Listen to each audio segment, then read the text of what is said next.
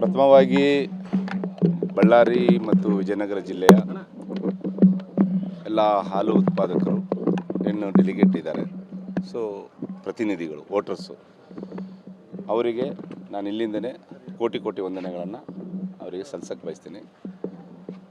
ನಮ್ಮ ಗುಂಪಿಗೆ 4 ಸ್ಥಾನಗಳಿಗೆ ಅವರು ಮತವನ್ನು ಹಾಕೋದ್ರ ಮೂಲಕ ಮತ್ತೊಮ್ಮೆ ಇನ್ನು 5 ವರ್ಷಗಳ ಕಾಲ ರೈತರ ಸೇವೆ ಮಾಡ್ತಕ್ಕಂಥ ಅವಕಾಶವನ್ನು ಕೊಟ್ಟಿದ್ದಾರೆ. ಪ್ರಾಮಾಣಿಕವಾಗಿ ರೈತರ ಸೇವೆಯನ್ನು ಮಾಡ್ತೀವಿ. ನಮ್ಮ ಗುಂಪಿಂದ 4 ಜನ ಸ್ಪರ್ಧೆ ಮಾಡಿದ್ವಿ.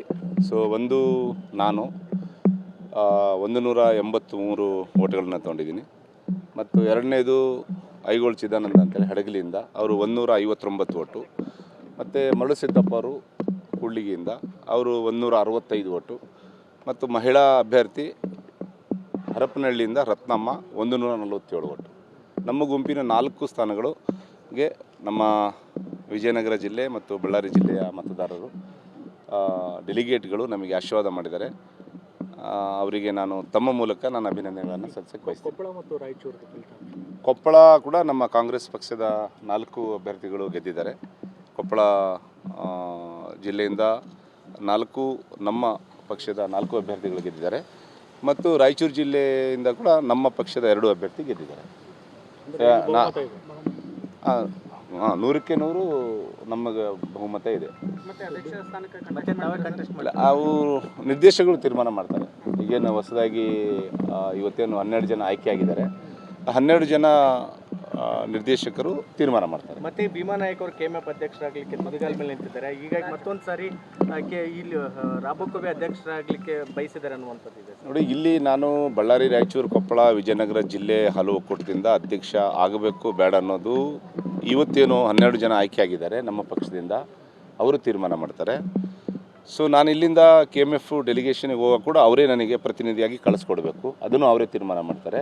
ನಾನು KMF ಡೆಲಿಗೇಷನ್ ಆದಮೇಲೆ ಸೊ KMF ಅಧ್ಯಕ್ಷ ಮಾಡೋದು ಬಿಡೋದು ನಮ್ಮ ಹೈಕಮಾಂಡ್ ತೀರ್ಮಾನ ಮಾಡುತ್ತೆ. ನಮ್ಮ ರಾಜ್ಯದ ನಮ್ಮ ಜನಪ್ರಿಯ ಮುಖ್ಯಮಂತ್ರಿ ಸನ್ಮಾನ್ಯ ಸಿದ್ದರಾಮಯ್ಯ ಸಾಹೇಬರು ಮತ್ತು ಉಪಮುಖ್ಯಮಂತ್ರಿ DK ಶಿವಕುಮಾರ್ ಅವರು ಮತ್ತು ನಮ್ಮ ಸಹಕಾರ ಸಚಿವರಾದಂಥ ಹಿರಿಯರಾದಂಥ ರಾಜಣ್ಣವರು, ಪಶುಸಂಗೋಪನೆ ಸಚಿವರಾದಂಥ ವೆಂಕಟೇಶ್ ಅಣ್ಣವರು, ಸೊ ನಮ್ಮ ಎಲ್ಲ ಮಂತ್ರಿ ಮಂಡಳದ ಎಲ್ಲ ನನ್ನ ಹಿರಿಯ ಮಂತ್ರಿಗಳು ಮತ್ತು ಎಲ್ಲ ಸಚಿವರುಗಳು ಮತ್ತು ಎಲ್ಲ ಶಾಸಕ ಮಿತ್ರರು, ಅದು ನಮ್ಮ ಪಕ್ಷದಲ್ಲಿ ಹೈಕಮಾಂಡ್ ಇದೆ, ಹೈಕಮಾಂಡ್ ತೀರ್ಮಾನ ಮಾಡುತ್ತೆ. ನಾನು KMF ಸೊ ಅದು ಈಗ DK ಸುರೇಶ್ ಅವರು ಅಭ್ಯರ್ಥಿ ಅಂತ ಹೇಳಿದ್ದನ್ನು ನಾನು ಗಮನಿಸಿಲ್ಲ, ನನ್ನ ಗಮನಕ್ಕಿಲ್ಲ ಅದು.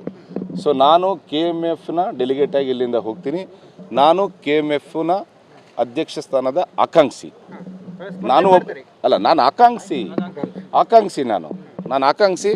ಅದನ್ನು ಹೈಕಮಾಂಡ್ ತೀರ್ಮಾನ ಮಾಡುತ್ತೆ. ಸನ್ಮಾನ್ಯ ಸಿದ್ದರಾಮಯ್ಯನವರು, ಈ ರಾಜ್ಯದ ಮುಖ್ಯಮಂತ್ರಿ ಆದಂಥ ಸನ್ಮಾನ್ಯ ಸಿದ್ದರಾಮಯ್ಯ ಸಾಹೇಬರು, DK ಶಿವಕುಮಾರ್ ಸಾಹೇಬರು ಮತ್ತು ರಾಜಣ್ಣ ಅವರು ಮತ್ತು ವೆಂಕಟೇಶ್ ಅಣ್ಣವರು ಮತ್ತು ಎಲ್ಲ ಸಚಿವರು ಮತ್ತು ವಿಶೇಷವಾಗಿ ನಮ್ಮ ಬಳ್ಳಾರಿ ಮತ್ತು ವಿಜಯನಗರ ಜಿಲ್ಲೆಯ ಜಿಲ್ಲಾ ಉಸ್ತುವಾರಿ ಸಚಿವರಾದಂಥ ಜಮೀರಣ್ಣ ಅವರು, ಸೊ ಇವರೆಲ್ಲರೂ ಸೇರಿ ತೀರ್ಮಾನ ಮಾಡ್ತಾರೆ. ಭೀಮಾ ನಾಯಕರು ಈ ಚುನಾವಣೆ ಸಾಕಷ್ಟು ಪ್ರತಿಷ್ಠೆಯಾಗಿ ತಗೊಂಡಿದ್ರು.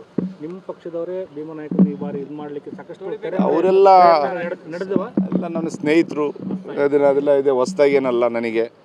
ನಾನು ಭಾಳ ಚಿಕ್ಕ ವಯಸ್ಸಲ್ಲಿ ರಾಜಕಾರಣಕ್ಕೆ ಬಂದಿದ್ದೀನಿ. 2004ರಲ್ಲಿ ಗ್ರಾಮ ಪಂಚಾಯತ್ ಸದಸ್ಯನಾದೆ, 2 ಬಾರಿ ಜಿಲ್ಲಾ ಪಂಚಾಯತ್ ಸದಸ್ಯನಾಗಿದ್ದೀನಿ, 2 ಬಾರಿ ಶಾಸಕನಾಗಿದ್ದೀನಿ.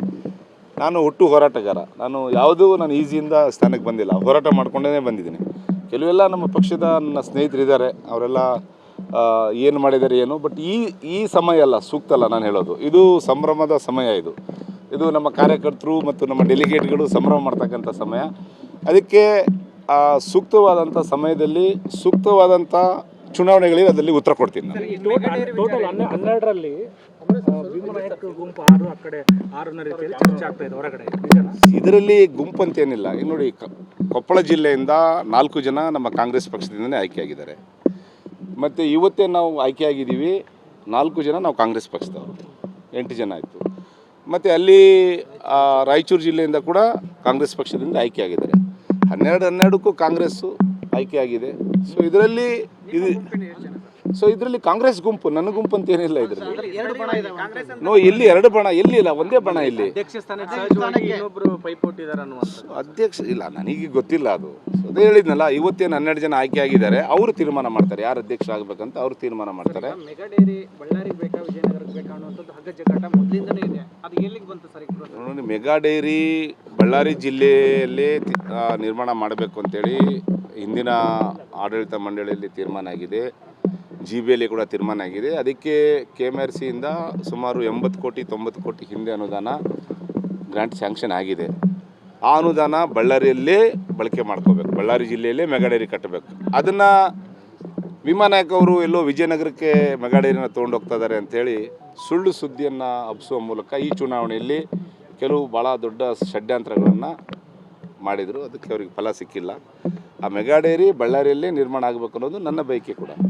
ನಾನು ವಿಜಯನಗರದಲ್ಲಿ ಆಗಬೇಕಂತ ಅಲ್ಲಿ ಇಲ್ಲ, ವಿಜಯನಗರ ಜಿಲ್ಲೆಯಲ್ಲಿ ಏನಾಯಿತು ಕಳೆದ 3-4 ತಿಂಗಳ ಹಿಂದೆ, ಅಲ್ಲಿ ಸುಮಾರು 5,000 ರಿಂದ 6,000 ಜನ ರೈತರು ಪ್ರತಿಭಟನೆ ಮಾಡಿದರು. ಏನಂತ ಪ್ರತಿಭಟನೆ ಮಾಡಿದರು? ಪ್ರತ್ಯೇಕ ಒಕ್ಕೂಟ ಬೇಕಂತ ಅವ್ರು ಪ್ರತಿಭಟನೆ ಮಾಡಿದರು. ವಿಜಯನಗರ ಜಿಲ್ಲೆಗೆ ಪ್ರತ್ಯೇಕ ಒಕ್ಕೂಟ ಬೇಕು. 1,40,000 ಲೀಟ್ರ್ ಹಾಲಿದೆ ವಿಜಯನಗರ ಜಿಲ್ಲೆಯಲ್ಲಿ. ಸೊ ಬಳ್ಳಾರಿಯಲ್ಲಿ 8,000 ಲೀಟ್ರ್ ಹಾಲಿದೆ. ರಾಯಚೂರು 26,000 ಇದೆ. 70,000 ಕೊಪ್ಪಳ ಇದೆ. ರಾಯಚೂರು, ಕೊಪ್ಪಳ ಮತ್ತು ಬಳ್ಳಾರಿ ಸೇರಿ ಒಂದು ಒಕ್ಕೂಟ ಮಾಡಲಿ, ಮತ್ತು ವಿಜಯನಗರಕ್ಕೆ ಪ್ರತ್ಯೇಕ ಒಕ್ಕೂಟ ಬೇಕಂತೇಳಿ ಆ ಭಾಗದ ಹಾಲು ಉತ್ಪಾದಕರು ಪ್ರತಿಭಟನೆ ಮಾಡಿದರು. ಅದು ಸರ್ಕಾರ ಮಟ್ಟದಲ್ಲಿ ತೀರ್ಮಾನ ಆಗುತ್ತೆ, ಅದು ಕ್ಯಾಬಿನೆಟಿಗೆ ಹೋಗಬೇಕಾಗುತ್ತೆ, ಅದು ಸನ್ಮಾನ್ಯ ಮುಖ್ಯಮಂತ್ರಿಗಳು ತೀರ್ಮಾನ ಮಾಡ್ತಾರೆ. ಸದ್ಯಕ್ಕೆ ಮೆಗಾ ಡೈರಿ ವಿಚಾರದಲ್ಲಿ ಭೀಮಾ ನಾಯಕ್ ಅವರು ಕ್ಲಿಯರ್ ಆಗಿದ್ದಾರೆ. ಸೊ ಕ್ಲಿಯರ್, ಯಾವತ್ತೂ ಕ್ಲಿಯರು. ನಾನು ಹಿಂದೆನೂ ಹೇಳಿದ್ದೀನಿ ಕ್ಲಿಯರು, ಇವತ್ತು ಹೇಳ್ತಾ ಇದ್ದೀನಿ. ಮೆಗಾ ಡೈರಿ ನಿರ್ಮಾಣ ಮಾಡೋದ್ರಲ್ಲಿ ಅದು ಬಳ್ಳಾರಿಯಲ್ಲೇ ಮಾಡಬೇಕಂತ ಅನ್ನೋದನ್ನು ಇವತ್ತು ಹೇಳ್ತೀನಿ, ಮುಂದೆನೂ ಹೇಳ್ತೀನಿ. ಈಗ ಆಯಿತು, ಈಗ ಬಳ್ಳಾರಿ, ರಾಯಚೂರು, ಕೊಪ್ಪಳ 3 ಜಿಲ್ಲೆ ಪ್ರತ್ಯೇಕ ಒಕ್ಕೂಟ ಆದರೆ ಆ ಮೆಗಾ ಡೈರಿ ಇಲ್ಲೇ ಕಟ್ಟಬೇಕಲ್ಲ, ಅದು ವಿಜಯನಗರ ತೊಗೊಂಡೋಗಕ್ಕೆ ಸಾಧ್ಯನೇ ಇಲ್ಲ.